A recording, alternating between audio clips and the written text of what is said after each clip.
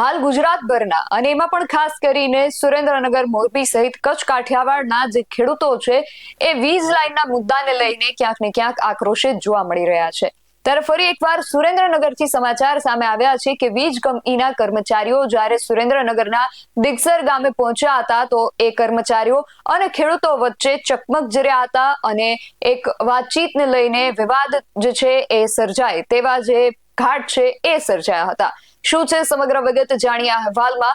જય Hind, BSI TV news પર આપની સાથે હું છું નિધિ ગઢવી। ગુજરાતભરની અંદર હાલ ખેડૂતો જે છે એ વીજ લાઈનનો જે મુદ્દો છે તેને લઈને આક્રોશિત જોવા મળી રહ્યા છે। આગામી 12 તારીખે ખેડૂતોનું ગાંધીનગર ખાતે જે આંદોલન થવા જઈ રહ્યું હતું એ આંદોલન હવે મોકૂફ રાખવામાં આવ્યું છે અને એ આ બધાની વચ્ચે સમાચાર સુરેન્દ્રનગરથી સામે આવ્યા છે કે સુરેન્દ્રનગરના દિગસર ગામે વીજ કંપનીના જે કર્મચારીઓ અને અધિકારીઓ છે એ ત્યાં પહોંચ્યા હતા દિગસર ગામે અને એ ગામે પહોંચતા ગામના જે ખેડૂતો છે એકત્રિત થઈ ગયા હતા અને વીજ કંપનીના કર્મચારીઓ અને અધિકારીઓ અને દિગસર ગામના ખેડૂતો વચ્ચે બોલાચાલી થઈ હતી, ઘર્ષણ થયું હતું। ત્યાંના દ્રશ્યો પણ સામે આવ્યા છે। સૌથી પહેલા તેના પર કરીએ એક નજર। इच्छा है हम गवर्नमेंट के खिलाफ नहीं है, समझो।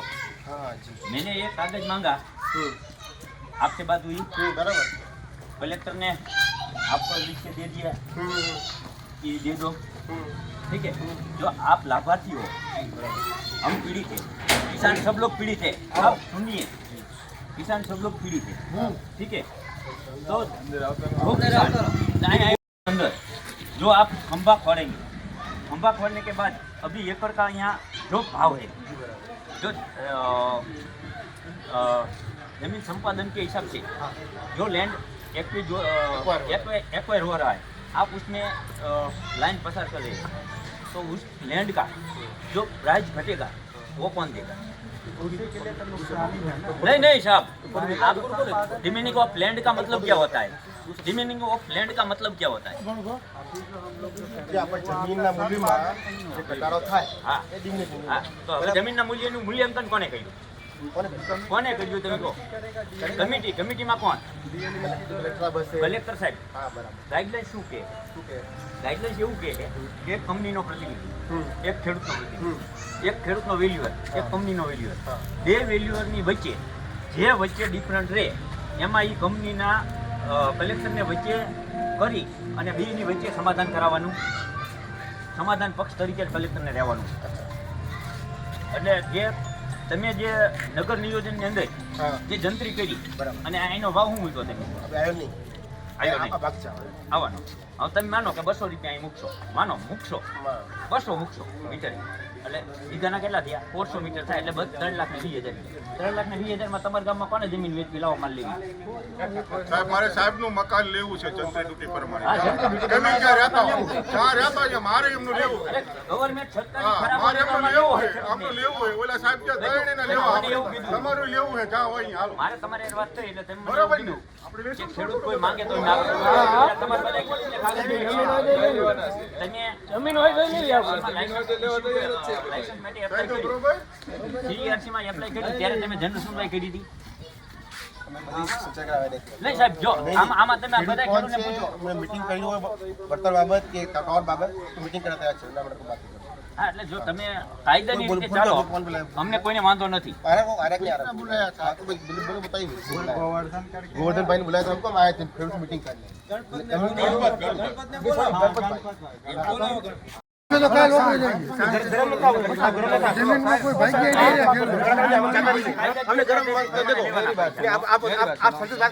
आपने गैजेट नोटिफिकेशन प्रसिद्ध किया, ठीक है बराबर। मेरा खेत है ना उसमें से सिर्फ कंडक्टर कॉर्नर पे क्रॉस हो रहा है, ठीक है फिर है बराबर। मेरे को उधर फैक्ट्री डालनी थी, ये पूरा गांव को पूछ लो, मैंने फैक्ट्री डाली है अभी। दूसरे की जमीन रेंट पे रख के मेरे को फैक्ट्री डालनी पड़ी, क्यों? मैं अपना एनए करवाने गया तो आपका गैजेट नोटिफिकेशन के हिसाब से मेरा एनए नहीं लिया है कलेक्टर साहब ने। वो हमारा पर्सनल नहीं, मेरा वैल्यू डाउन हुआ कि नहीं हुआ? वो आपका डिमांडिंग पर्सनल है, का प्लान लगा कि नहीं लगा? मेरे को फैक्ट्री डालनी थी अभी, तो मेरे को दूसरे के लैंड को रेंट पे रखना पड़ा, सिर्फ आपके गैजेट नोटिफिकेशन की वजह से।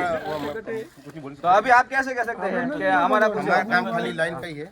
ગેજેટ નોટિફિકેશન અમને આપ્યું ત્યારે તમારી પાસે તમે CERC માં લાયસન્સ લેવા ગયા उसमें कंपनी को वो आपको बताने की जरूरत नहीं है सर, देखिए वो आपको बताने की जरूरत नहीं है। क्यों बताने की जरूरत नहीं नहीं है? वो हायर चलो अरे हायर मैनेजमेंट है, हायर मैनेजमेंट है किसानों को लूटने के लिए नहीं, मेरी बात सुनो, नहीं बताने की जरूरत है वैसा बोल नहीं सकते आप। जो खेडूत है उससे बात करेंगे हम तो प्रवेश एक खेडूत है ऐसा बोल नहीं मेरे को दिक्कत हुई, अभी जो मेरे को दिक्कत हुई,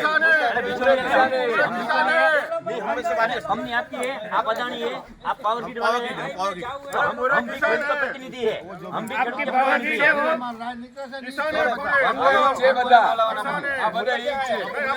खेडूत के सफाई कोई भी नहीं जाता। आपको नोटिस भेज के आएंगे, बस नोटिस भेज के फिर हम आएंगे, ठीक है? ठीक है, क्या नोटिस पहले भेजेंगे फिर हम इधर आएंगे, नोटिस भेजने के बाद तब चलेगा। अरे नोटिस में इधर आओ ना, सब किसान सर क्या सारे किसान इधर ही है, नोटिस भेज आप बात ही कर रहे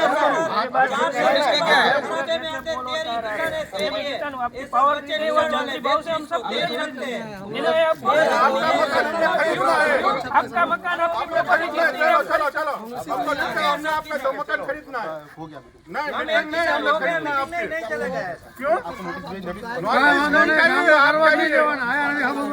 साहब बोले नोटिस मिला, नोटिस भेज મંજૂરી સિવાય ગામમાં નહીં આવવાનું, પંચાયતની મંજૂરી સિવાય ગામમાં નહીં આવવાનું.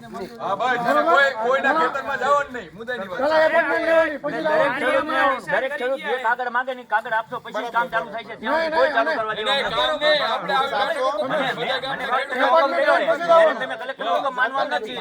નોટિસ આપવા શું કહે આ કલેક્ટરે હુકમ કરી દીધો, આ દેવા નથી. नोटिस को धमकी नोटिस नहीं, जान के में नोटिस है खाली। यहाँ पे आने का है ना, तो मेरी मंजूरी के बगैर पंचायत के सरपंच नहीं ऐसा है, हम टाइम पे लेके आएंगे तो आएंगे। पंचायत की जहाँ पे जमीन है खराब गौचर है, वो जो- वहाँ पंचायत के मंजूरी बगैर खड्डा नहीं खोदने का। जो किसान मांगेगा बाल मुकुंद जी, जो किसान जो डॉक्यूमेंट मांगेगा वो पूरा होने के बाद ही आपको देंगे, वरना कोई किसान अंदर नहीं आने देंगे। और जो ये बात बोले ना, जो मार्केट क्यों एक बात आप बोले ना कि बिचौलिया, तो आप बिचौलिए हैं, हम बिचौलिए नहीं है, हम किसान के प्रतिनिधि है। ठीक है, 5 मिनट ठीक है, आप पैसा लेकर काम कर रहे हैं, हम पैसा बिना पैसे के लिए किसान के लिए लड़ रहे हैं। તો ખેડૂતોનો એવો આક્ષેપ છે કે આ વીજ કંપનીના જે કર્મચારીઓ છે એમની પરવાનગી વગર એમના જે ખેતરો છે એમાં ટાવર ઉભા કરવા માટે પ્રયાસો કરી રહ્યા હતા, એટલા માટે ખેડૂતો એકત્રિત થઈ ગયા અને આ પરવાનગી વગર ટાવર નાખવાનું જે કામગીરી હતી એનો આ ખેડૂતો દ્વારા વિરોધ કરવામાં આવ્યો હતો. આ સમગ્ર વિષય જે છે ગુજરાતભરની અંદર હાલ ચર્ચામાં છે. ખાસ સુરેન્દ્રનગર, મોરબી સહિતના કચ્છ કાઠિયાવાડના જે વિસ્તારો છે તેની અંદરથી આ વીજ લાઈન પસાર થવાની છે, એટલા માટે ખેડૂતો જે છે આને લઈને આક્રોશિત જોવા મળી રહ્યા છે.